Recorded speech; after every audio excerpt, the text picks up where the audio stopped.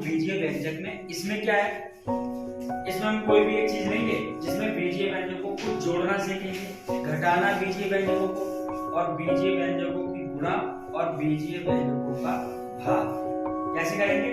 देखो ये पहला एक लकड़ी का टुकड़ा दिया हुआ है, ठीक है। इसमें क्या है कि यहां से लगाकर यहां तक ये है x, फिर यहां से लगाकर यहां तक है पूरा 5। अब अगर हम इस पूरे टुकड़े की लंबाई दें तो इसमें हमें क्या क्या चाहिए होगा, यहां से यहां तक का हिस्सा चाहिए होगा, ये तो x हो गया। और इसमें जब हम इस हिस्से को जोड़ देंगे तभी तो पूरे टुकड़े की लंबाई आएगी, है ना। तो x में क्या जोड़ देंगे, x + 5। ये हो गया बीजीय व्यंजकों को जोड़ना, बीजीय व्यंजक को जोड़ना जिसमें चर और अचर पदों को हमने जोड़ दिया, बन गया बीजीय व्यंजक। क्या बन गया। अब इसमें भी देखेंगे, ये पेन का जो ढक्कन है वो लंबाई नहीं दी है, उसकी नाप नहीं दी कि कितना है, लेकिन जो नीचे वाला हिस्सा है वो है 12 और जो पूरा है कैप के साथ, ढक्कन के साथ वो है x। तो पूरी तो भैया x है ना। x में से अगर पूरे में से ये वाला हिस्सा घटा दें तो ये हिस्सा आ जाएगा ना।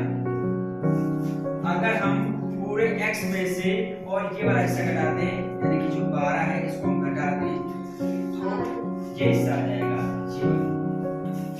तो ये हो गया बीजीय व्यंजक को घटाने का उदाहरण।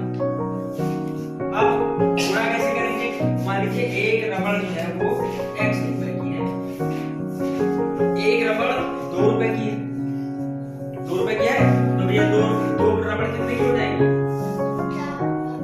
कैसे निकाला, 2 में 2 को गुणा कर।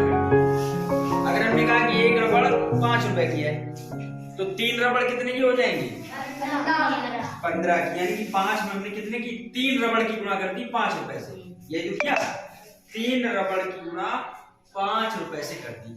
अब हमने कहा एक रबड़ 5 रुपए की है, सॉरी 3 रबड़ की गुणा 5 रुपए कर दी। अगर हम कहें 5 रुपए की रबड़ है, अब 20 की रबड़ की कितने रुपए होंगे, तो भैया हम क्या करेंगे, 5 से 20 रबड़ की गुणा कर देंगे, 100 है ना। तो ये हो गया, अगर हमने कहा x में ये x रुपए की है, अब ये 2 रबड़ है तो ये 2 से कर दो तो 2x हो गया। अगर हमने ये x रुपए की है और 10 रबड़ है तो ये 10x हो गया। अगर हमने कि x रुपए की है और 20 रबड़ है तो ये 20